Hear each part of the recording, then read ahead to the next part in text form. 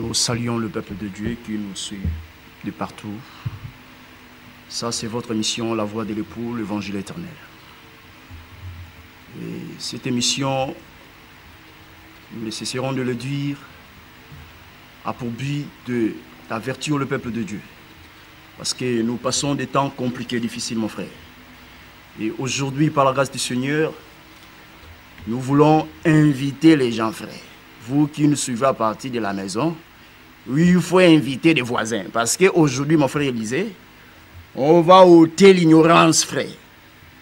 Parce que frère Paul dit, je ne veux pas que vous soyez ignorants au sujet d'eux.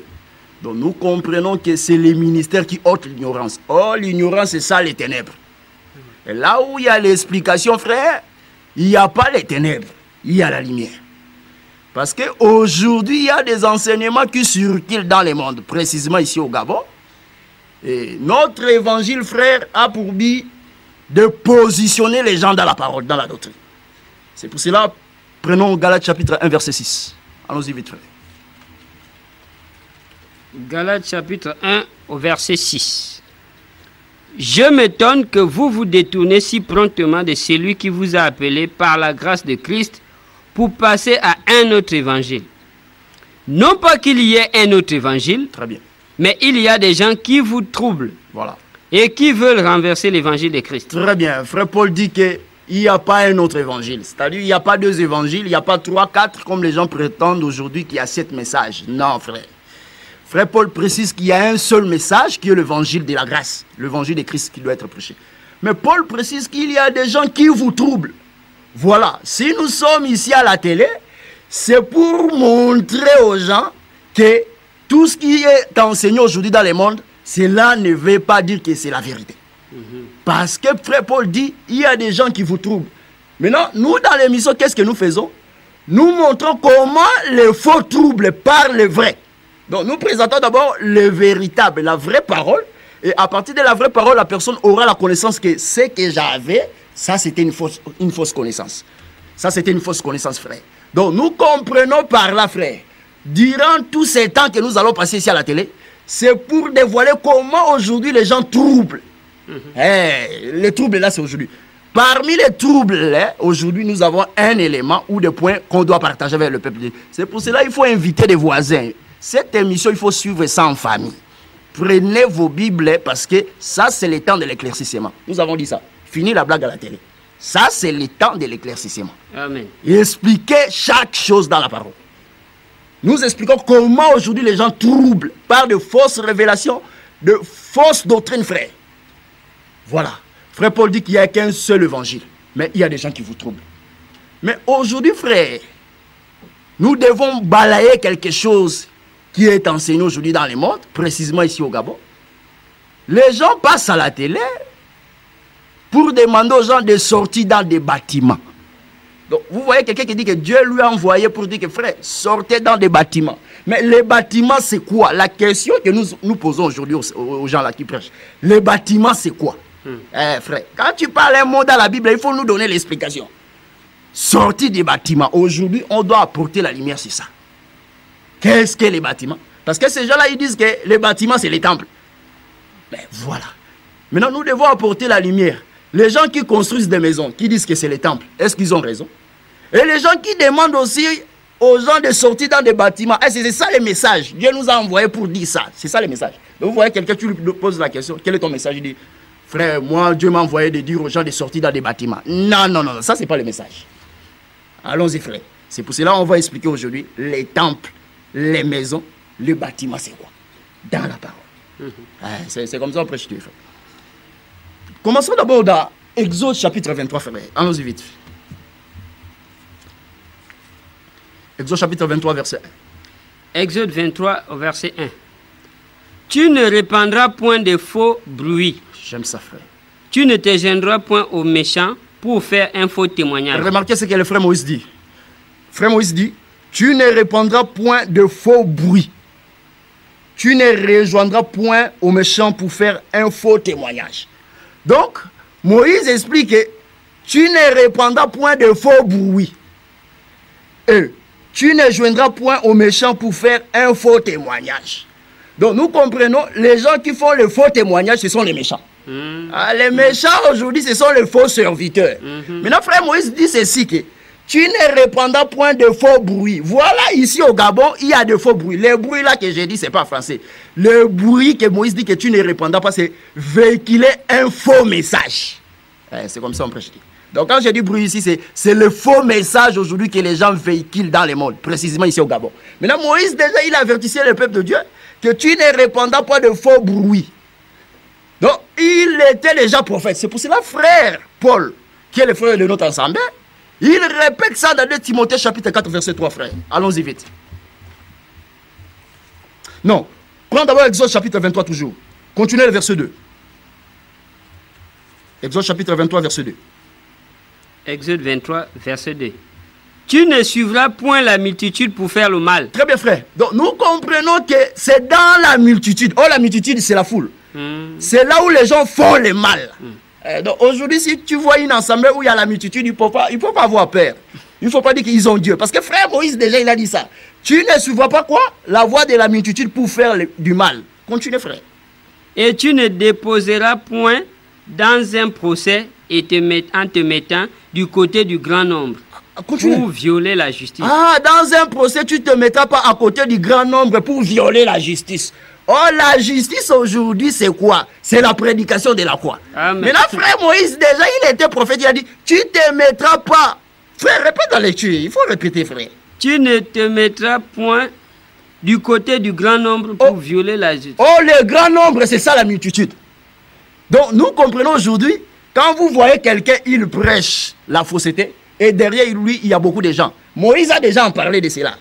C'est-à-dire que derrière la multitude, ou dans la multitude, il y a beaucoup de gens qui présentent la fausseté. 2 Timothée chapitre 4, verset 3. Allons-y vite. 2 Timothée chapitre 4, verset 3. Car il viendra un temps où les hommes... S'il vous plaît, frère. Il viendra un temps. Ça, c'est frère Paul. Il est le frère de notre ensemble. Il veut positionner l'ensemble, l'église, frère. Par un prophète, hein, il positionne le peuple par rapport au temps. Il dit, il viendra un temps. Quel est ce temps, frère?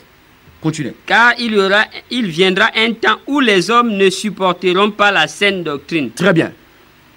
Mais ayant la démangeaison d'entendre des choses agréables. Très bien. Ils se donneront une foule de docteurs. J'aime ça, frère. Ils se donneront une foule. Voilà la multitude que frère Moïse a dit, de docteurs.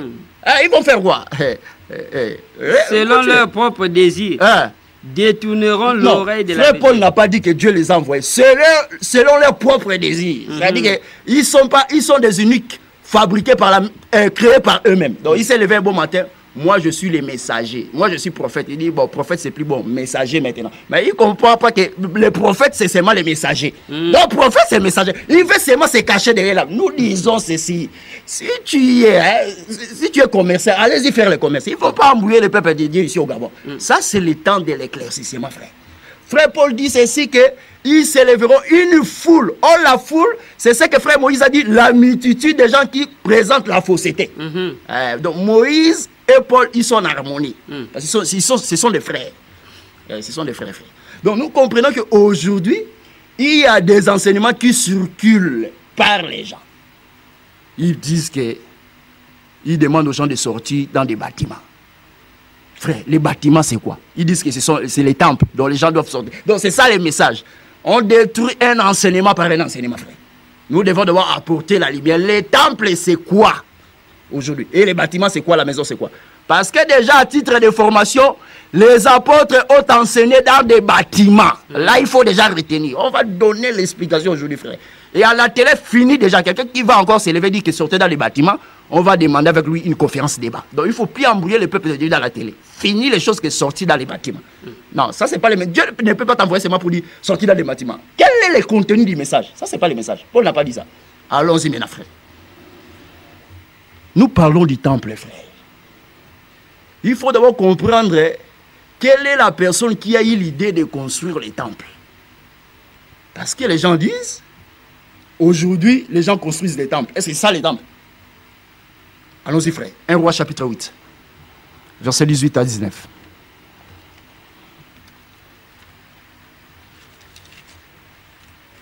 Un Roi chapitre 8, verset 18 à 19.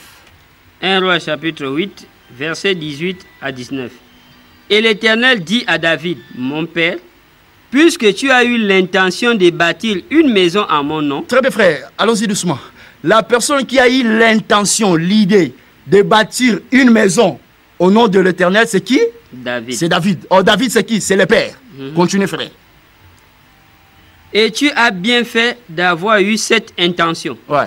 Seulement, Ouais. ce ne sera pas toi qui bâtiras la maison, Ouais. mais ce sera ton fils, Ouais. sorti de tes entrailles, qui bâtira la maison en mon nom. Voilà. Nous comprenons que c'est le frère David qui est le père de Salomon. C'est lui qui a l'idée, la pensée de bâtir la maison que nous appelons le temple. Maintenant, Dieu dit que ça n'ira pas toi. Mais ça sera ton fils qui sort de tes entrailles. Or, le fils biologique de David, c'était Salomon. Or, donc, nous comprenons par là que le temps de bâtir, c'est le temps du fils. Frère. Donc, le temps de bâtir, c'est le temps du fils. Mais le père seulement a eu l'intention, la pensée de bâtir. Mais Dieu dit, ça ne sera pas toi. Ça sera ton fils. Donc, nous comprenons que la construction, le moment de bâtir, c'est la dispensation du fils. On peut se dire comme ça. Maintenant, qu'est-ce que David a fait afin que le temple puisse être bâti par son fils? Allons-y, frère. 1 Chronique, chapitre 22, verset 1. 1 Chronique, chapitre 22, verset 1. 1 Chronique, chapitre 22, verset 1. Et David dit, ici sera la maison de l'Éternel Dieu, et ici sera l'autel des holocaustes pour Israël. David fit rassembler les étrangers qui étaient dans le pays d'Israël, Très bien. et il chargea des tailleurs de pierres de préparer des pierres de taille Ouais. pour la construction de la maison de Dieu. Très bien, arrêtez-vous là. Donc nous comprenons que David, qui est le père, c'est lui qui prépara les matériaux pour la construction du temple, pour le fils. Maintenant, prends le verset 5. Verset 5.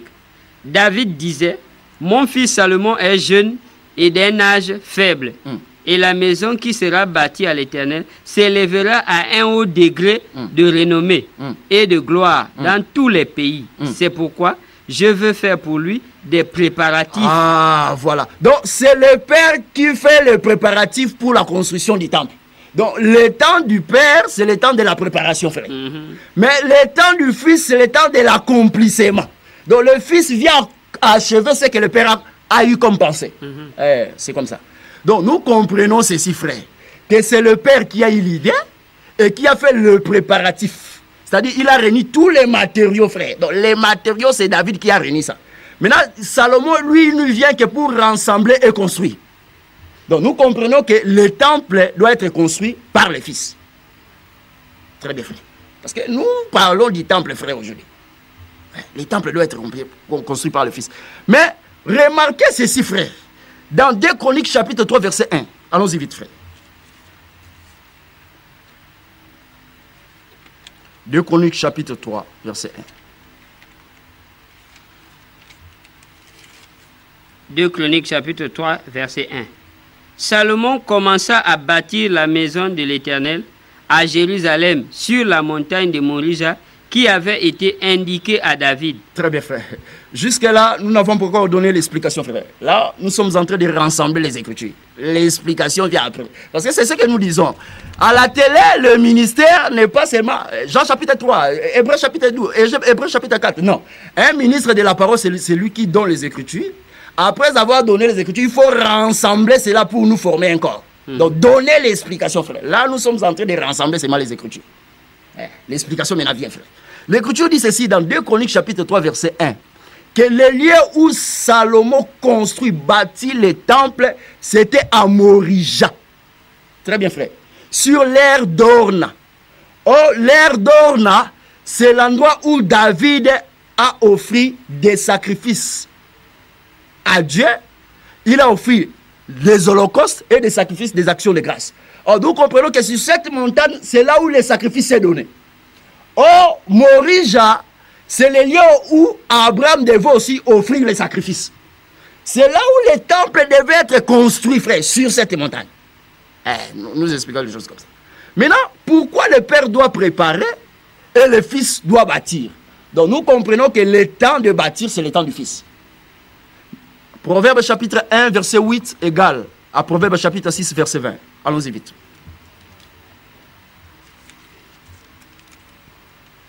Proverbe chapitre 6, verset 1. Proverbe chapitre 6, chapitre 8. Proverbe chapitre 6, verset 20. Proverbe chapitre 1, verset 8 égale à Proverbe chapitre 6, verset 20. Proverbe chapitre 6, verset 20. Ouais. Mon fils, garde les préceptes de ton père Ouais. et ne rejette pas l'enseignement de ta mère. Très bien. Donc nous comprenons que le Père, c'est le précepte. C'est l'instruction, c'est la loi. Donc quand nous disons que David, comme le Père, a préparé les matériaux, en un mot, nous voulons dire que le Père, c'est le temps de la loi, où les matériaux devaient être préparés pour construire un corps, pour former un corps. Donc c'est-à-dire que tout ce que les prophètes ont dit concernait la personne du Seigneur Jésus. Mais qu'est-ce que les prophètes ont dit? C'est ce que frère Pierre dit. Les prophètes ayant prophétisé les choses à venir, il a testé quoi? Ce qui concernait la mort et la résurrection de Jésus. Très bien. Maintenant, quand Jésus vient, frère, Jean chapitre 2, verset 19. Allons-y vite, frère.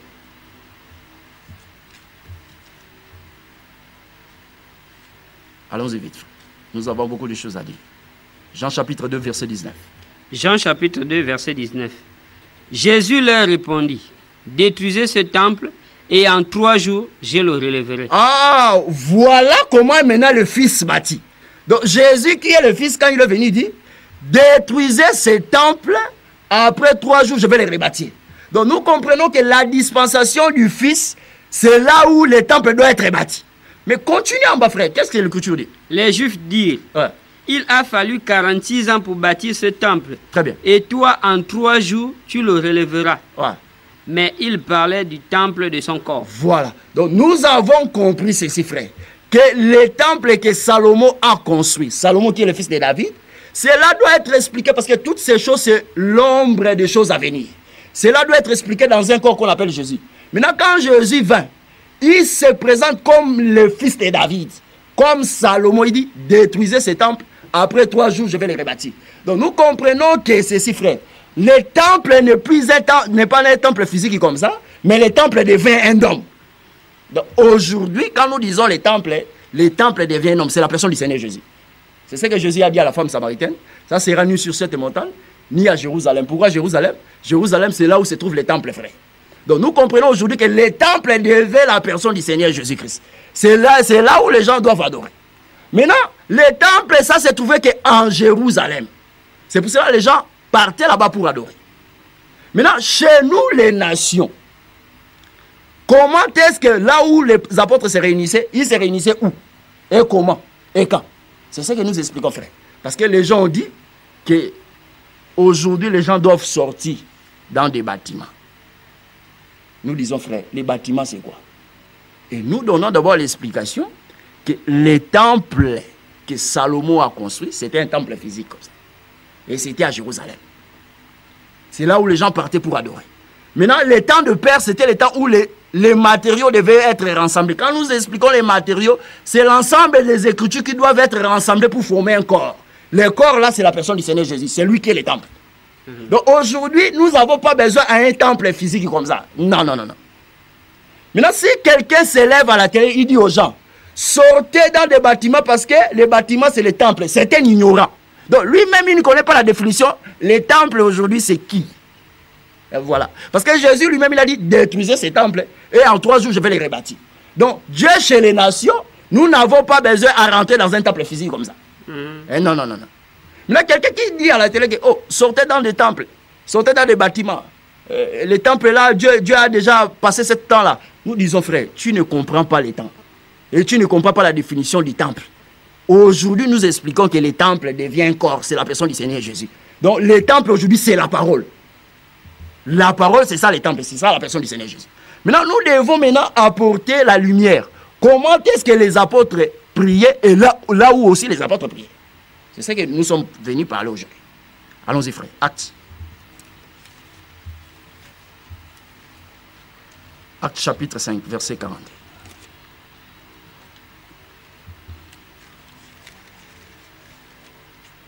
Actes chapitre 5, verset 40. 42. 42. Ouais.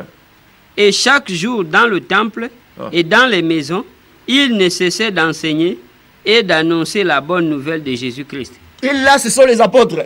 Ils enseignaient dans le temple et dans les maisons. Voyez, frère. Maintenant, aujourd'hui, quelqu'un qui s'élève à la télé, il dit que sortez dans les bâtiments, sortez dans les temples. Nous disons, la maison, c'est quoi? Ça, c'est les Français qui tuent les gens. La maison, c'est quoi? La maison, c'est un bâtiment d'habitation. C'est comme ça. Une maison, c'est un bâtiment d'habitation. Maintenant, les apôtres, ils enseignaient dans des bâtiments. Ils se réunissaient dans des bâtiments. Donc, ça ne vaut pas la peine. Si tu n'as pas les messages, assis-toi à la maison. Il ne faut pas passer à la télé pour demander aux gens, sortez dans des bâtiments. Ça veut dire sortir pour aller où? C'est ça la question qu'on pose les gens. Frère, sortir pour aller où? Donc, si vous suivez un ministre de la parole, il passe à la télé, il dit, sortez dans des bâtiments. Dieu m'a envoyé, sortez dans des bâtiments. Prends seulement les téléphones, dit, sortez pour aller où? Parce que Paul enseignait dans des bâtiments. On va prendre les Écritures aujourd'hui, frère. Donc nous disons que le temple aujourd'hui, c'est un homme, c'est la personne du Seigneur Jésus, c'est la parole, c'est la maison de Dieu.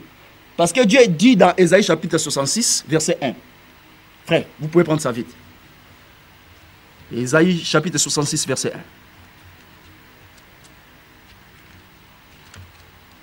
1. Ésaïe 66, verset 1. Ouais. Le ciel est mon trône et la terre mon marchepied. Quelle maison pourriez-vous me bâtir? Donc depuis l'ancien temps, l'ancienne alliance, Dieu refusait d'habiter dans une maison construite par la main d'un homme. Donc, cela préfigurait la personne du Seigneur Jésus. Donc, même le temple que Salomon a bâti là, en réalité, cela parlait d'un homme qui est Jésus. Parce que Dieu a déjà refusé dans Isaïe chapitre 66, verset 1. Je ne peux pas habiter dans une maison construite par la main d'un homme. Mais quand Salomon a fini de construire la maison, il dit que c'est ici que ça sera le demeure de Dieu. C'est ici que ça sera l'habitation de Dieu. Oh, mais comment Salomon dit que c'est ici? La maison était physique comme ça. Mais il dit que c'est ici que Dieu va habiter. Oh, Dieu dit dans Isaïe chapitre 66, verset 1, que le ciel est mon trône, la terre est mon marchepied. Quelle maison vous pourriez-vous me bâtir? Donc Dieu refusait déjà de rester dans un temple, dans une maison qui est physique. Cela préfigurait l'image du vrai temple où Dieu devait habiter. Maintenant, il faut avoir une écriture qui dit que dans un homme, Dieu habita. C'est comme ça qu'on détruit l'enseignement à la télé, frère. Quand tu dis temple, donne-nous l'écriture. Il ne faut pas nous apporter des images. Allons-y, Colossiens chapitre 2, verset 9. Colossiens chapitre 2, verset 9. Car en lui habita corporellement. S'il vous plaît, en lui là n'est pas un prophète américain, ni congolais, ni ivoirien. Nous précisons les choses. Lui là c'est Jésus. Dieu fait corps, Dieu s'est fait chair. Lui là c'est Jésus. C'est comme ça. Continuez. Car en lui habite corporellement toute la plénitude de la divinité. En lui habite corporellement. Quand on dit corporellement, ça dit dans le corps de Jésus. Toute la plénitude de la divinité de Dieu. Donc Dieu était dans un corps qu'on appelle Jésus. Voilà le temple là où Dieu devait habiter. Donc quand il refusait dans Isaïe chapitre 66, maintenant la réponse c'est Colossiens chapitre 2 verset 9. On prêche Dieu comme ça. C'est comme ça qu'on prêche Dieu. Colossiens chapitre 1, allons-y verset 19. Colossiens chapitre 1 verset 19. Car Dieu a voulu que toute plénitude habitât en lui. Car Dieu a voulu que toute plénitude habite en lui. Lui là c'est la personne du Seigneur Jésus. Donc, Ésaïe chapitre 66, verset 1. Quand Dieu dit que je ne peux pas habiter dans une maison construite par la main d'un homme, quand Dieu refusait cela, parce que la réponse est ça, Colossiens chapitre 2, verset 9. Donc, Jésus qui est le véritable temple, là où Dieu devait habiter, là où Dieu devait marcher. Parce que Dieu dit ceci, la terre est mon marchepied, le ciel est mon trône. Donc, Dieu refusait de lui construire un temple physique parce que le ciel c'est son trône et la terre c'est son marchepied. Nous disons ceci. Quand Dieu a pris les corps, c'est ça la terre, frère. C'est ça la personne du Seigneur Jésus. Donc Dieu marchait dans un corps qu'on appelle Jésus. Et donc la terre, mon marchepied, c'est pas en français, c'est-à-dire que Dieu habitait en Jésus et il marchait. Donc la terre là, c'est la personne du Seigneur Jésus. Dieu a pris un corps, c'est ça la terre. Romains chapitre 8, il a pris un corps qui est semblable à nous. Voilà, frère. Donc, la terre est mon marchepied, c'est la personne du Seigneur Jésus, là où Dieu marchait. Donc, quand Jésus marchait, c'était Dieu qui s'est promené sur la terre. Le ciel était resté Ichabod. Donc, quand il dit que le ciel est mon trône, c'est toujours la personne du Seigneur Jésus. Donc, le ciel là-bas était resté vide, frère. Donc, le ciel s'est promené sur la terre. Donc, Jésus était Dieu, frère. Dédicace au témoin des desseins. Voilà. Donc, nous expliquons les choses comme ça. Ça, c'est pour ramener d'abord toute écriture dans un homme qu'on appelle Jésus. Jésus, c'est lui le véritable temple. C'est pour cela, l'écriture dit ceci, que tu ne présenteras pas main vide dans la maison de Dieu. C'est ça, non, frère? Mais les mages, ils ont compris ces choses. Ils ont vu l'étoile à partir de l'Orient. Frère, ils ont apporté des choses, frère, pour offrir, pour adorer. Pourquoi, frère? Parce qu'ils ont compris que celui qui est né, c'est la maison. Parce qu'il y a la loi qui dit, tu ne te présenteras pas main vide dans la maison de Dieu. Donc, les mages ont compris que la personne qui est née là, ce n'est pas une personne comme ça, naturelle, mais c'est la maison de Dieu qui est née. Donc, Jésus, c'est lui la maison de Dieu, là où les gens doivent s'offrir, frère. C'est comme ça. C'est comme ça qu'on prêche. Là où les gens doivent adorer. Maintenant, les temples, aujourd'hui, ça ne se trouve pas chez les nations. Mais les temples deviennent la parole. Maintenant, nous devons expliquer aujourd'hui la maison de Dieu dans toutes les dimensions. Dans toutes les dimensions. Prenons d'abord 1 Corinthiens. Allons-y, dit frère. Prenons d'abord Hébreux, chapitre 2, verset 6. Hébreux, chapitre 2, verset 6. Hébreux, chapitre 2, verset 6. Or, quelqu'un a rendu quelque part ce témoignage. Qu'est-ce que l'homme pour que tu te souviennes de lui? Hébreux, chapitre 2, verset 6. Hébreux, chapitre 2, verset 6. Très bien. Or, quelqu'un a rendu quelque part ce témoignage. Ouais. Qu'est-ce que l'homme pour que tu te souviennes de lui? Ou le Fils de l'homme pour que tu prennes soin de lui? Continue, frère. Tu l'as abaissé pour un peu de temps, au-dessous des anges. Tu l'as couronné de gloire et d'honneur. Tu as mis toutes choses sous ses pieds. En effet, en lui soumettant toutes choses, Dieu n'a rien laissé qui ne lui fût soumis. Très bien, arrêtez-vous là. Très bien. 1 Corinthiens chapitre 3, verset 16. Allons-y. 1 Corinthiens chapitre 3, verset 16. 1 Corinthiens chapitre 3, verset 16. Ne savez-vous pas que vous êtes le temple de Dieu et que l'Esprit de Dieu habite en vous? Très bien. Frère Paul maintenant explique ici que ne savez-vous pas que vous êtes les temples de Dieu et que l'Esprit de Dieu habite en vous? Donc l'homme ici maintenant devient les temples. Maintenant quand tu reçois la parole, Dieu aussi t'accorde le Saint-Esprit. Et c'est ce que frère Paul dit dans Éphésiens. Donc quand la personne reçoit la vraie parole, Dieu aussi l'accorde le Saint-Esprit, il devient les temples. Donc les temples aujourd'hui, c'est nous. Donc arrêtez de dire aux gens sortez dans des bâtiments. Moi-même, je suis un bâtiment. Moi-même, je suis un bâtiment. Moi-même, je suis un bâtiment. Donc les temples aujourd'hui, c'est nous. Ça, c'est noir sur blanc, c'est ce que frère Paul dit. Que celui qui a reçu la parole, Dieu lui donne le Saint-Esprit. C'est-à-dire, il devient l'habitation de Dieu. Parce que les temples, c'est là où Dieu devait rester, demeurer. Aujourd'hui, nous comprenons par l'évangile que nous recevons. Or, l'évangile que nous recevons, c'est ça aussi les temples. Donc, les temples nous fait un temple. Donc, Jésus, c'est lui la maison de Dieu. Quand tu reçois Jésus, tu deviens aussi les temples. Donc, tu reçois le Saint-Esprit. Tu deviens l'habitation de Dieu. Donc, moi aussi, je suis un bâtiment. Donc, dans la révélation, j'ai pris dans un bâtiment. Parce que Jésus dit, quand tu veux prier, il faut rentrer dans ta chambre. Donc, l'homme devient la maison. La chambre, là, n'est pas physique comme ça. S'il n'y a pas l'explication, les gens vont mourir, frère. Les gens vont mourir. Voilà comment nous expliquons la maison de Dieu. Dans toutes leurs dimensions, comment expliquer la maison de Dieu, frère? 1 Corinthiens chapitre 6, verset 19. 1 Corinthiens chapitre 6, verset 19. Ne savez-vous pas que votre corps est le temple du Saint-Esprit qui est en vous et que vous avez reçu de Dieu et que vous ne vous appartenez point à vous-même? Très bien. Notre corps est le temple du Saint-Esprit. Donc, c'est-à-dire l'homme devient le temple, c'est quand il reçoit le Saint-Esprit, frère. C'est quand il reçoit le Saint-Esprit.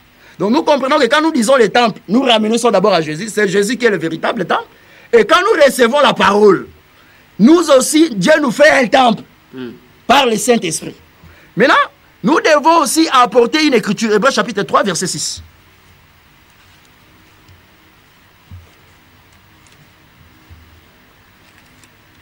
Hébreux chapitre 3, verset 6. Mais Christ l'est comme fils sur sa maison. Et sa maison, c'est nous. Pourvu que nous retenions jusqu'à la fin la ferme confiance et l'espérance de nous. Très bien. dont nous nous glorifions. Aujourd'hui, nous avons dit, frère, on va souvent manger maison, maison, maison, temple, temple, temple, temple. À tous les niveaux, frère. Parce que notre évangile a l'explication de toutes choses. Ça, c'est maintenant, frère Paul ici, il dit ceci. Que Christ est assis dans sa maison. Est-ce que c'est une maison physique comme ça? Non. Mais frère Paul maintenant explique ceci. Que sa maison, c'est nous. Donc, les nous là, c'est l'église. Et donc, l'église aujourd'hui, c'est la maison de Dieu. Hein, frère? L'église aujourd'hui, c'est ça la maison de Dieu. Donc, frère Paul dit que sa maison, c'est nous. Maintenant, comment la maison, c'est nous? Parce que vous comprenez, frère? Comment la maison, c'est nous? Donc, nous devenons la maison de Dieu. Maintenant, aujourd'hui, les gens demandent aux frères de quitter dans des bâtiments. Mais nous voulons comprendre. Les bâtiments, là, c'est quoi? Allons-y, frère. 1 Corinthiens chapitre 15, verset 19.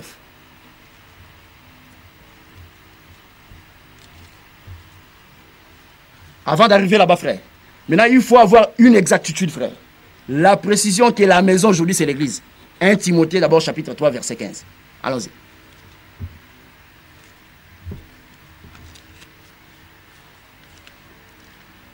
« 1 Timothée, chapitre 3, verset 15. Mais afin que tu saches, si je tarde, comment il faut se conduire dans la maison de Dieu, qui est l'église du Dieu vivant. » Voilà, frère Paul. Il explique, il exhorte à Timothée comment se conduire dans la maison de Dieu, qui est quoi? L'église de Dieu vivant. Donc, la maison de Dieu aujourd'hui, c'est l'église. Oh, l'église, c'est nous, frère. Ce qui fait l'église, ce n'est pas les tôles. Non, non, non. Ce n'est pas des chevaux. Non, non. Donc, l'église, c'est nous. Maintenant, nous devons avoir une écriture où la maison, ce sont des hommes, et les hommes aussi prier dans des maisons. Maintenant, faire la différence. La maison, là, c'est spirituel. Et quelle est cette maison-là? L'autre maison-là, c'est physique. C'est ça que nous voulons voir, frère. Maison, maison. On détruit aujourd'hui cet enseignement. Fini la blague à la télé.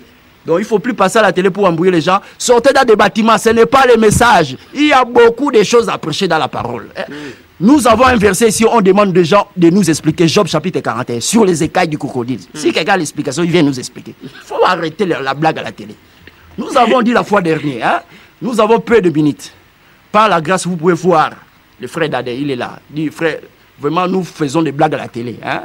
Ajoutez au frère là de minutes, même 30 minutes. Dieu va vous bénir. Faites ça, frère. Arrêtez de passer la télé. Sortez dans des bâtiments. Bâtiments, c'est quoi? Aujourd'hui, le peuple gabonais doit avoir la connaissance sur les bâtiments. Dans tous les niveaux. Si quelqu'un te dit, sors dans les bâtiments, demande-lui pour aller où? C'est ça. On détruit un enseignement par un autre enseignement. Le diable devant Jésus, il présentait les Écritures. Ces gens-là aussi, ils présentent les Écritures, mais ils n'ont pas d'explication. C'est ça. Satan, ça, il avait des Écritures. Il est écrit, Jésus lui dit, il est écrit aussi. Donc nous comprenons que dans il est écrit aussi, il y a l'explication de ce qui est écrit. Et on prêche Dieu comme ça, frère. Actes chapitre 16, verset 19. Maintenant, on va voir maison et maison. 1 Corinthiens chapitre 16, verset 19.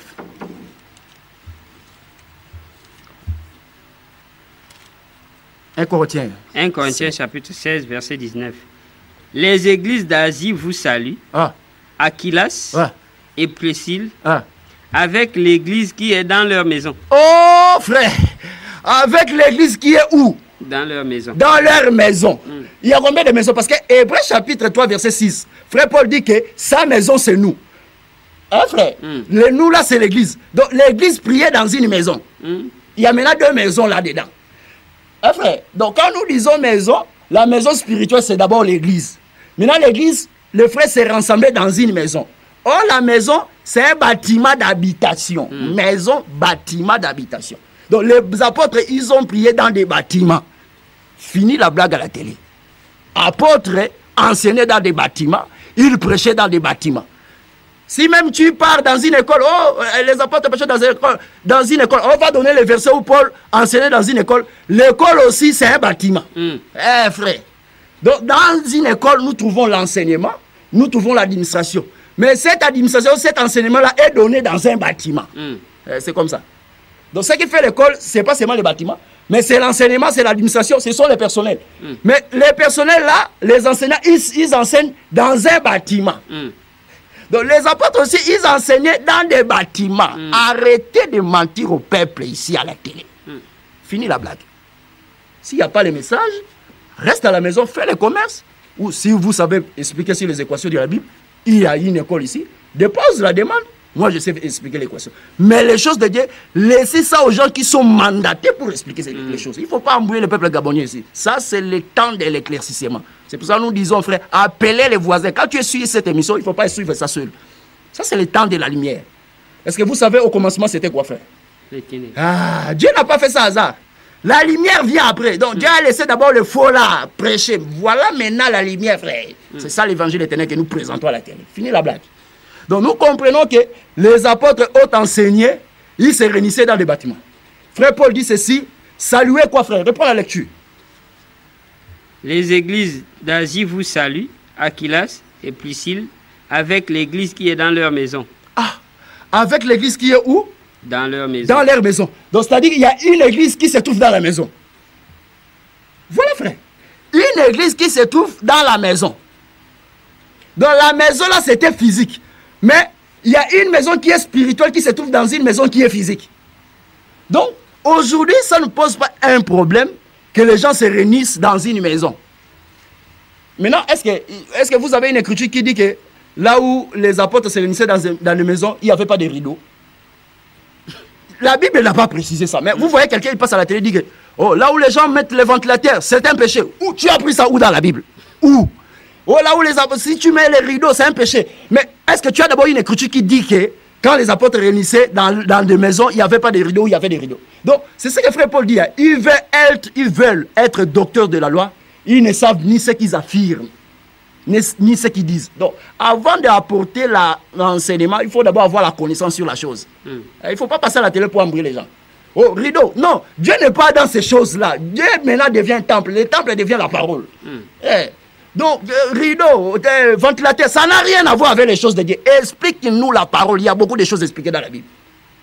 Mais vous voyez quelqu'un, il prend 1h30 pour dire que bâtiment. Oh, bah, vous là, il y a des ventilateurs, il y a même des climatiseurs, c'est un péché. Mais au temps des apôtres, il n'y avait pas de climatiseurs. Donc tu pensais que si Paul était aujourd'hui dans sa maison, il ne voulait pas mettre les climatiseurs. Mais vous voulez réfléchir au-delà de ce qui est écrit. Nous disons, détruisons un enseignement par un enseignement, frère. Donc il faut d'abord nous apporter une écriture qui dit que il y avait des rideaux là où ils se réunissaient. Hein, où il n'y avait pas de rideaux. Il faut d'abord apporter cette écriture. Donc, avant qu'il y ait un débat, apporte-nous d'abord l'écriture qui dit que dans les maisons, il n'y avait pas de rideaux, où il y avait des rideaux. Donc, les rideaux, je dis, qu'est-ce que ça a à voir dans ma foi? Rideaux. Tout ça parce que les gens n'ont rien à enseigner dans la parole. Ils veulent embrouiller le peuple de Dieu. C'est pour ça que nous apportons la lumière sur ces choses, frère. Donc, Actes chapitre 19, verset 9.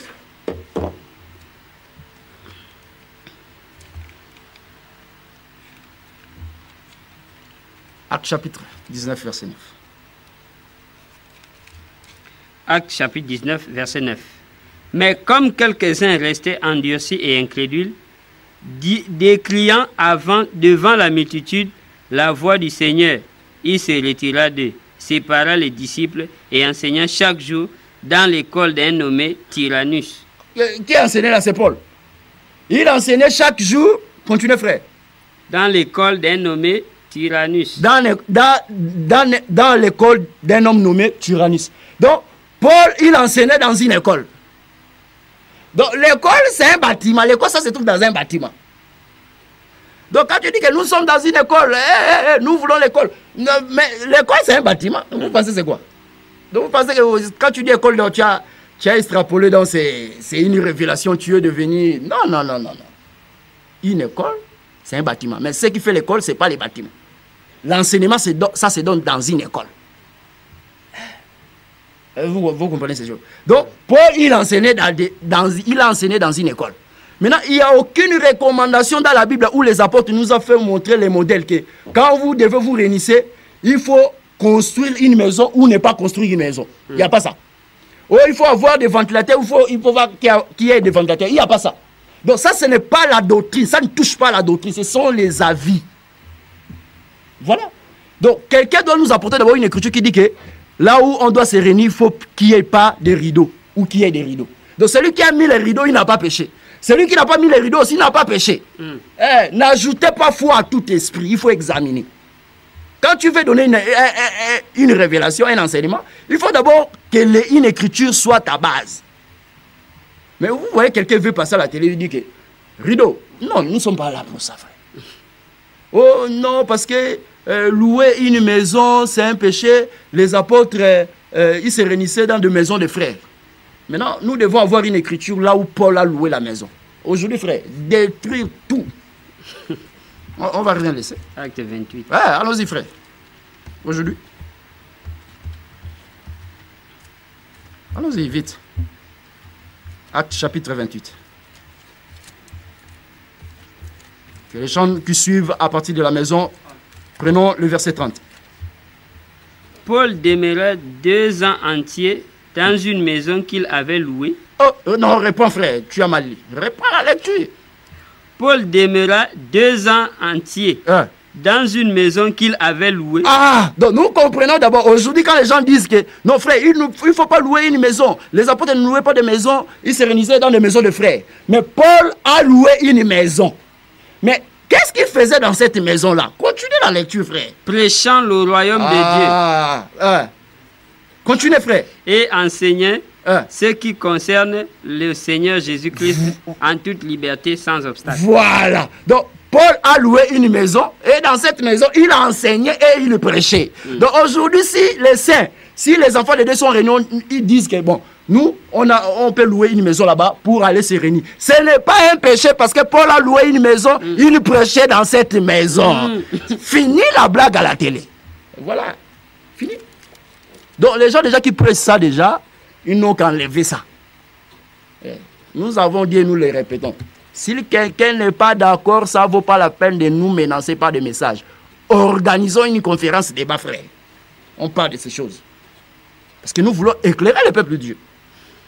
Sortir dans des bâtiments pour aller où? Nous disons cet enseignement n'est pas de Dieu. Ça, ce n'est pas même un enseignement. Ça c'est apporter une confusion.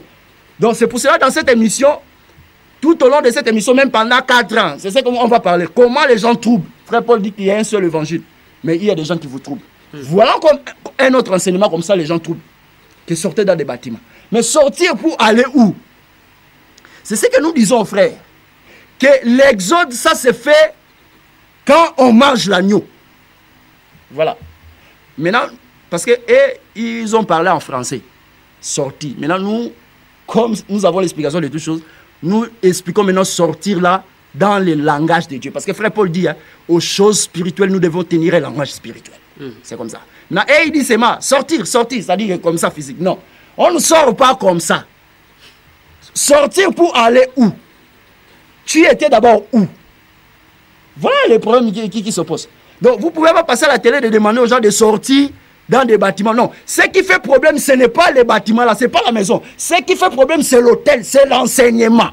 Maintenant, notre évangile ne demande pas aux gens de sortir dans des maisons, dans des bâtiments. Même si là où vous priez, c'est bien garni, c'est propre. Ce n'est pas un problème. Mais nous, quand nous passons à la télé, nous disons ceci. Vérifiez d'abord l'hôtel. Ne regardez pas les bâtiments. Les bâtiments, ça n'a rien à voir avec ta foi. Voilà. Donc, sortir là, on ne sort pas en français. Parce que Israël, ils étaient sous le péché. Nous expliquons l'Égypte comme le péché, frère. Esclavagisme en Égypte. Le peuple d'Israël. Mais frère, la condition pour sortir, c'était quoi? Manger l'agneau. C'était manger l'agneau. Parce que Moïse avait la verge, mais la verge n'a pas pu faire sortir les enfants d'Israël. Mais quand Dieu a dit que vous allez prendre l'agneau le 10e jour et immoler, nous avons compris que l'exode est possible quand la personne mange l'agneau. Or, Dieu a précisé que vous devez manger l'agneau dans son entièreté. Or, nous comprenions que Ésaïe chapitre 53, c'est lui Jésus le véritable agneau. Donc l'agneau véritable, c'est la vraie connaissance. C'est la personne du Seigneur Jésus. Donc celui qui a reçu la vraie connaissance de la parole, c'est lui qui peut sortir. Maintenant, il faut passer à la télé pour présenter les gens la vraie connaissance. Quand la personne reçoit la vraie connaissance, il peut maintenant comprendre, ah, ici ce qui fait défaut, ce n'est pas la maison. Ici, ce qui fait défaut, ce n'est pas les rideaux, mais c'est l'enseignement. Je sors. C'est comme ça, on prêche Dieu. Arrêtez la blague à la télé. Bien, nous avons reçu une question. Ouais. La question, la sœur demande, comment un homme à lui seul peut-il être un temple? Réponds à frère. La sœur n'a pas suivi. Elle n'a pas vraiment suivi quand ça a été expliqué. Nous avons présenté par les écrits de Paul que vous êtes le temple de Dieu parce que le Saint-Esprit habite en vous. Mais la personne qui a la connaissance, c'est cette personne qui devient le temple de Dieu. Parce que Paul dit quelque part que la parole de Dieu habite abondamment en vous. Parce que quand on dit le Saint-Esprit, les gens pensent que c'est quelque chose de... Non, le Saint-Esprit, c'est d'abord la connaissance.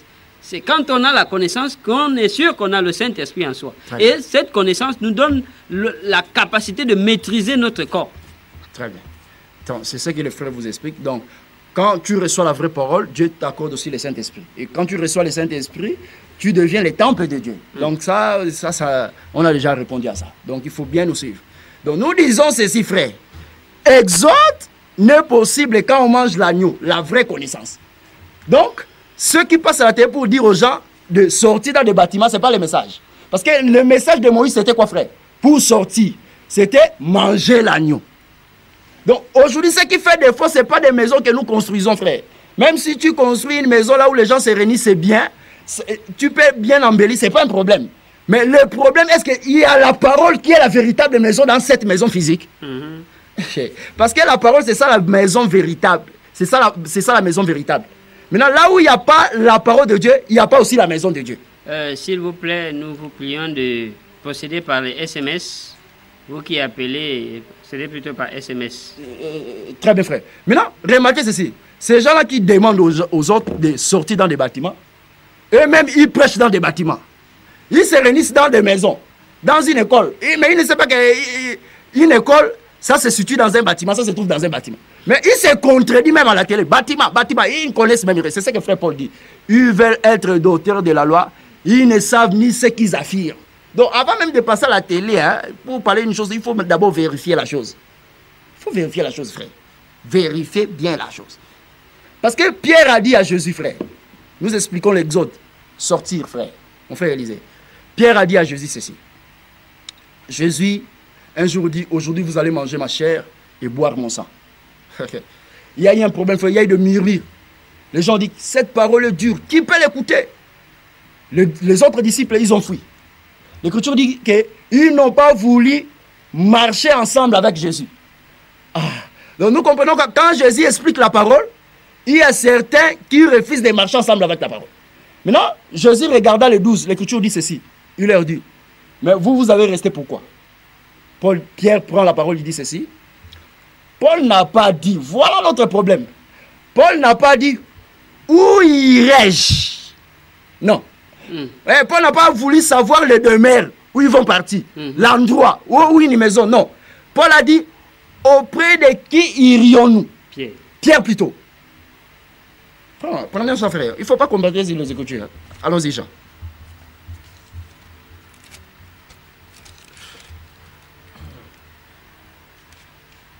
Jean chapitre 6, verset 66. Jean chapitre 6, verset 66. Dès ce moment, plusieurs de ses disciples se retirèrent et n'allèrent plus avec lui. Voilà, frère. Comment les autres se retirèrent de Jésus? N'allaient plus avec lui. Lui là, c'est Jésus. Allons-y. Jésus donc dit aux 12, et vous, ne voulez-vous pas aussi vous en aller? Simon Pierre lui répondit, Seigneur, à qui irions-nous? Pierre n'a pas dit où irions-nous? À qui irions-nous? Donc le problème aujourd'hui, ce n'est pas le problème d'aller dans une maison, mais d'aller auprès de qui tu veux partir. Donc quand vous nous appelez à la télé que sortez dans des bâtiments, c'est pour aller auprès de qui? Parce qu'on sort pour aller derrière un homme. Or, l'homme qu'on doit suivre, c'est Jésus. C'est pour ça que quand Jésus est venu, il a dit, mes brebis connaissent ma voix et fait quoi? Ils me suivent. Donc nous comprenons qu'on suit Jésus, qui est la parole. Donc si quelqu'un veut faire sortir les gens dans des maisons comme ça, pour les faire amener je ne sais pas où, ça c'est un enseignement qui vient du diable. Donc ne peut sortir pour suivre Jésus. Parce qu'Israël devait sortir dans l'Égypte pour aller en Canaan. Or Canaan c'est ça le demeure de Dieu. Donc Canaan aujourd'hui c'est la personne du Seigneur Jésus. Où les gens doivent sortir dans le système du monde pour rencontrer Jésus. Donc notre évangile, c'est ce que l'ange a dit dans le livre d'Apocalypse, sortez au milieu d'elle. Elle là, c'est Babylone la grande. Donc le message aujourd'hui, c'est faire sortir les gens dans de fausses révélations. Parce que Tu sais, Babylone, c'est quoi? C'est le lieu de la confusion. Maintenant, quand nous passons à la télé, nous apportons la lumière. Maintenant, celui qui reçoit la lumière, il va comprendre que, oh, là où je suis, le problème, ce n'est pas la maison. Mais la connaissance n'est pas bien, n'est pas bonne. Donc, je sors. La personne sort parce qu'il a reçu la lumière. C'est ça, l'Écriture dit dans l'Apocalypse, sortez au milieu d'elle. L'Écriture n'a pas dit, sortez dans des bâtiments. Non. Donc, nous, quand nous présentons l'évangile, nous présentons la lumière. Parce que Babylone la Grande, hein, c'est le lieu de la confusion. C'est là où se trouve la confusion, frère. Partout là où se trouve la confusion, sache-le que tu es dans un système babylonais. Pour le frère qui demande le passage où Paul loue la maison, c'est Actes chapitre 28, versets 30 à 31. Très bien.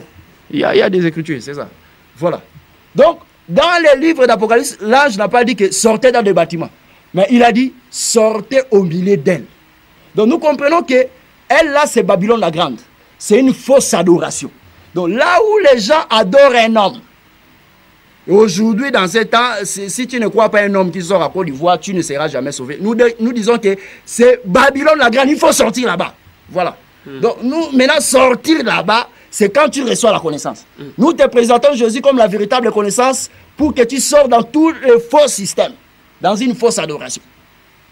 Voilà. Parce que dans ces derniers temps, nous reprenons que le dernier prophète, c'est Jésus. Jésus, c'est lui qui est le dernier, frère. En dehors de Jésus, il n'y a personne. C'est pour cela que Moïse, avant sa mort, il a prophétisé sur un prophète. Deutéronome chapitre 18. L'Éternel, Dieu suscitera parmi vous un prophète comme moi. Pourquoi comme Moïse? Parce que Moïse, c'est un messager d'une alliance. Dans la Bible, il n'y a que deux grandes alliances. L'ancienne alliance et la nouvelle alliance. Il n'y a pas trois alliances. Si quelqu'un sort au Bénin pour dire que Dieu m'a envoyé, j'ai un message. Donc lui aussi, il veut apporter l'église derrière lui. Nous disons, tu es un faux. Tu es un faux. Quelqu'un sort à Côte d'Ivoire et dit que c'est moi la voix qui crie au milieu de la nuit. Donc, Dieu m'a apporté un message pour sauver les gens. Ils disent même qu'il est le chemin, la vie et la vérité. Nous disons c'est faux parce que Abraham avait que deux femmes. C'est ça que frère Paul dit. Est-ce que vous avez cette vérité? Vous avez cette écriture, frère? Galates. Allons-y, frère.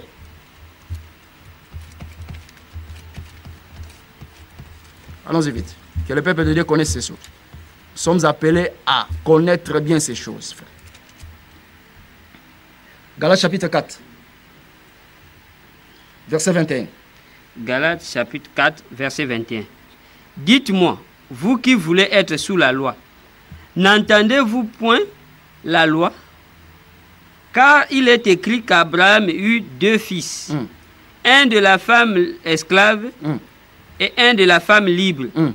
Mais celui de l'esclave naquit selon la chair et celui de la femme libre naquit en vertu de la promesse. Continuez, frère, verset 24. C'est là où il y a ces choses sont allégoriques, car ces deux femmes sont deux alliances. Ah, voilà. Frère Paul explique, parce que frère Paul, c'est le frère de notre ensemble. Nous avons prié ensemble avec Paul. C'est pour ça qu'on ne contredit jamais Paul. Et nous ne contredisons jamais Paul. C'est le Père. Paul dit que les deux femmes d'Abraham symbolisent les deux alliances. Donc dans la Bible, il n'y a que deux grandes alliances. L'ancienne alliance et la nouvelle alliance. Maintenant, pour être un prophète majeur, un grand prophète, il faut avoir un message qu'aucun n'a apporté. Parce que Jean chapitre 1, verset 17. Allons-y vite, frère. Jean chapitre 1, verset 17. Jean chapitre 1, verset 17. Car la loi a été donnée par Moïse, la grâce et la vérité sont venues par Jésus. Il n'y a que deux grands messages, frère. La loi a été donnée par Moïse. Or, la loi parlait de Jésus. En réalité, il y a un seul message. Donc, quand la loi est expliquée par un homme qui est Jésus, c'est ce qu'on appelle la grâce. Donc, la grâce, c'est l'explication de la loi. La loi est donnée par Moïse. Ça dit que c'est Moïse qui a reçu la loi, frère. Personne ne peut se lever qui dit que la loi a été donnée par lui. Et la grâce et la vérité sont venues par Jésus. Donc, nous voyons que c'est Jésus qui apporte le deuxième message. En dehors de ça, il n'y a pas un autre message. Maintenant, voilà les deux grands prophètes. Et ce sont les prophètes majeurs qui sont dans la Bible. Donc, si quelqu'un te dit que moi, je suis un prophète majeur, demande-lui, frère, quel est ton message? S'il dit, oh, non, Dieu m'a donné, il m'a envoyé dans ce dernier temps pour donner la date. Nous disons faux. Donne-nous d'abord une écriture qui dit que Jésus doit revenir dans moins de 5 ans. S'il n'y a pas ça, nous rejetons tout ce que tu dis. Même si tu ressuscites sans mort devant nous, nous disons c'est faux, frère. Bon, on te pose la question. Oh, Dieu m'a apporté un message, il m'a donné un message. Dieu doit sauver les gens dans ces derniers temps. Quel est ton message? C'est la voix qui crie au milieu de la nuit. Bon, la voix qui crie au milieu de la nuit, c'est quoi? Oh non, frère, pour préparer l'épouse à la rencontre. Non, je dis non. Mais Romains chapitre 15, frère Paul dit ceci. La nuit est avancée, les jours approchent. Donc Paul, il était prophète, mais il a vécu les temps de la nuit. Maintenant, toi, tu dis que tu es encore prophète. Bon, dans les temps de la nuit, il y a combien de prophètes? Hein? Voilà. Voilà, il ne comprend pas, mais les temps de la nuit, c'est quoi? Quand l'iniquité a Christ, c'est là où on parle des temps de la nuit. Parce que, oui, parce que Jésus va revenir bientôt. Voilà, frère. Mais tu lui poses, quel est ton message? Il n'a pas de message. Il dit que Dieu seulement m'a envoyé. Bon, toi, on te pose la question, quel est ton message dans la Bible? Oh non, moi, mon message, frère, c'est demander aux gens de sortir dans des bâtiments. Ça, ce n'est pas le message. Donc, nous comprenons que ça, c'est ce que frère Paul dit. Il y a des gens qui vous troublent. Voilà les troubles. Par de fausses révélations, par de faux messages. Mais nous disons ceci, que dans les derniers temps, Dieu nous parle par les fils. Donc, en dehors de Jésus, il n'y a pas un autre message. Que les gens qui nous écoutent à la maison, vous devez être édifiés. En dehors de Jésus, il ne faut pas croire à un homme comme ça. Non, non, non, non. C'est Jésus qui est le centre de tout. C'est pour ça que nous, dans notre évangile, on n'élève que Jésus. Nous n'élèvons que Jésus. Mais aujourd'hui, nous sommes venus pour donner la précision, frère. Donner la précision à la télé, au peuple de Dieu. Que quand les gens disent que sortez dans des bâtiments, ça, ce n'est pas le message. Et nous avons expliqué les bâtiments, c'est quoi? Une maison, c'est un bâtiment d'habitation. Donc, les apôtres, ils priaient dans des bâtiments. Ils enseignaient dans des bâtiments. Donc, si quelqu'un se lève pour dire qu'aujourd'hui, ils sortaient dans des bâtiments, nous disons, non, ce n'est pas une écriture. Là, ce sont tes raisonnements. Nous sommes allés aujourd'hui pour expliquer la chose. Positionner le peuple de Dieu, que comprendre les temples, c'est qui? Et aujourd'hui, les temples, c'est où? Donc nous comprenons que le temple véritable est chez nous aujourd'hui. C'est la parole du Seigneur Jésus. Et quand l'homme reçoit la parole, il devient aussi le temple de Dieu. C'est pour ça que Jésus dit quelque part que celui qui croit en moi, moi et le Père, nous viendrons faire quoi? À trouver une habitation chez lui. Donc nous comprenons que moi et le Père, moi là c'est le Fils, hein? Moi là c'est le Fils et le Père, ce n'est pas en français. Jean chapitre 4 verset 24, Dieu est esprit. Donc le Père c'est l'esprit, le Fils c'est la parole. C'est-à-dire que l'homme devient l'habitation de Dieu, la maison de Dieu, c'est quand il reçoit la parole et le Saint-Esprit. On explique Dieu comme ça. Donc ça ne vaut pas la peine de passer à la télé pour ennuyer les gens. Nous avons voulu balayer cet enseignement à la télé, que sortir dans des bâtiments, ce n'est pas un message. Et nous avons donné qu'est-ce qui signifie les bâtiments, qu'est-ce qui signifie les temples, qu'est-ce qui signifie une maison. Donc les apôtres priaient dans des bâtiments. Voilà, il y a quelqu'un qui... Je ne sais pas ce qu'il veut dire par là. Ouais. Sortir du temple ici, c'est cesser de pratiquer les œuvres de la loi, c'est-à-dire les sacrifices de nature. Où est-ce qu'il a vu les sacrifices de nature? Frère, si tu veux vraiment parler, nous t'invitons. Nous t'invitons que tu viennes t'exprimer clairement. Bon, il n'a pas l'explication, mais on peut lui aider. Hein. Ça, c'est dans Jean chapitre 2, verset 17. J'ai compris là où il voulait aller, mais on veut l'aider. Allons-y, frère. Il parle des sacrifices. On veut aider ça. Jean chapitre 2. Jean chapitre 2, verset 17. Aidez-les. Ses disciples se souviennent qu'il est écrit « Le zèle de ta maison me dévore ». Non, prends le verset 13. Verset 13. La Pâque des Juifs était proche et Jésus monta à Jérusalem. Il trouva dans le temple les vendeurs de bœufs, de brebis et de pigeons et les chargeurs assis. Ayant fait un fouet avec des cordes, il les chassa tous du temple, ainsi que les brebis et les bœufs qu'il dispersa. Donc, la monnaie, les chargeurs et renversa les tables. Je ne saurais pas canaliser son esprit, comprendre ce qu'il voulait dire, mais je comprends quand il dit que sortir dans les temples, c'est faire sortir les gens, il a dit quoi? Dans le péché ou les sacrifices naturels. Oui, parce qu'il y avait des sacrifices. Donc, je ne sais pas si c'est par rapport à ça qu'il voulait expliquer, mais nous donnons l'explication. Jésus rentrant dans le temple, il trouvant les gens qui vendaient des pigeons de bœuf. Ces choses étaient liées au sacrifice. Voilà, frère. Maintenant, Jésus prend un fouet pour chasser les vendeurs. Renverser les tables. J'aime ça, frère. Chasser les vendeurs et puis renverser les tables. C'est ce qu'on va expliquer maintenant. Parce qu'il a posé, mais il faut l'explication. Nous disons ceci, frère. Quand Dieu est venu, frère, sur cette terre, il a pris un corps. C'est ça, les temples. Jésus. Maintenant, pourquoi Jésus devrait chasser les vendeurs de pigeons? le vendeur de bœufs. Quand il chasse les vendeurs de pigeons et les vendeurs de bœufs, il reste seul. Ça veut dire quoi? Frère Paul a dit cela. Tu n'as voulu ni sacrifice, ni holocauste pour le péché, mais tu m'as formé un corps. Les corps là, c'est ça les temples. Voilà frère. Non, ne suis pas là-bas frère. Les temples, les corps là, c'est ça les temples. Cela veut dire quoi? C'est dans ce corps que Dieu doit s'offrir lui-même. Après je dis comme ça. Donc, chasser les vendeurs de bœufs et de pigeons, c'est refuser les offrandes qui se donnaient dans la loi.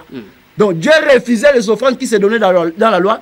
Il s'est présenté lui-même comme offrande, comme sacrifice. Fini les pigeons, parce que les pigeons ont donné ça dans la loi. C'est l'offrande du pauvre. Fini les pigeons, fini les bœufs. Moi-même, je deviens le pigeon, je remplace le bœuf. Donc par les sacrifices de Jésus, Jésus est mort comme un pigeon, comme un bœuf.